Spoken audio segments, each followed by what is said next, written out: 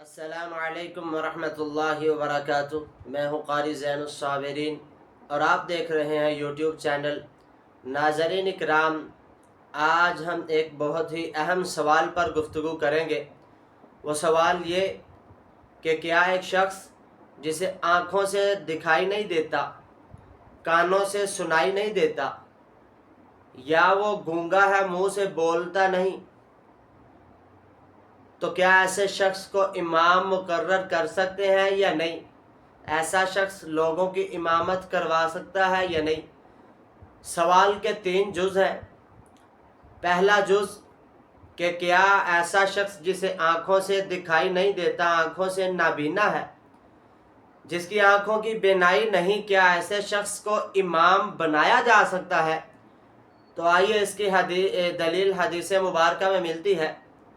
سیدنا انس بن مالک رضی اللہ تعالی عنہ بیان کرتے ہیں، استخلف ابن ام مکتوم یا الناس وهو اعمى، رواہ ابی داود۔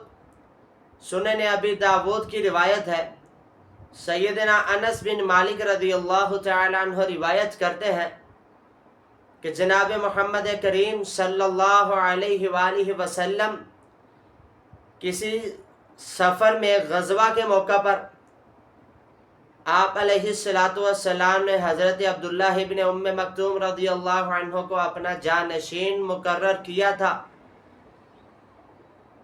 آپ علیہ السلام نے جانشین بنایا، وہ لوگوں کو امامت کروایا کرتے تھے، اور عبداللہ ابن ام مکتوم آنکھوں سے نابینا تھے، دکھائی نہیں دیتا تھا، بینائی نہیں تھی، تو آپ علیہ السلام نے انہیں اپنا جانشین مقرر کیا تھا۔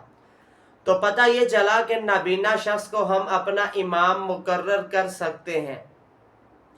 سوال کا دوسرا جز، کیا ایک ایسا شخص جو بہرا ہے، جسے کانوں سے کچھ نہیں دکھائی دیتا کہ سنائی دیتا، کیا ایسے شخص کو ہم امام مقرر کر سکتے ہیں؟ جی نہیں، ہم ایسے شخص کو مستقل امام نہیں مقرر کر سکتے۔ اس کی وجہ کیا ہے؟ اس کی وجہ یہ کہ اگر امام صاحب بہرے ہیں، انہیں کانوں سے سنائی نہیں دیتا، وہ امامت کروا رہے ہیں، نماز بھول گئے ہیں، تو پیچھے سے مقتدی تسبیح پڑھتا ہے، لقمہ دیتا ہے، سبحان اللہ کہتا ہے، تو اب امام صاحب تو کانوں سے بہرے ہیں، ان کو سنائی نہیں دیتا، تو نماز میں خلل واقع آ جائے گا۔ اس وجہ سے ہم بہرے شخص کو مستقل امام نہیں بنا سکتے۔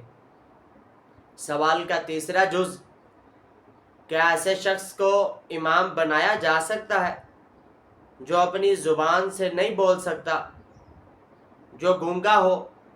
کیا ہم ایسے شخص کو امام بنا سکتے ہیں؟ امامت کے فرائض سر انجام دے سکتا ہے کیا ایسا شخص؟ جی نہیں، ہم ایسے شخص کو اپنا امام نہیں بنا سکتے۔ کیا وجہ ہے؟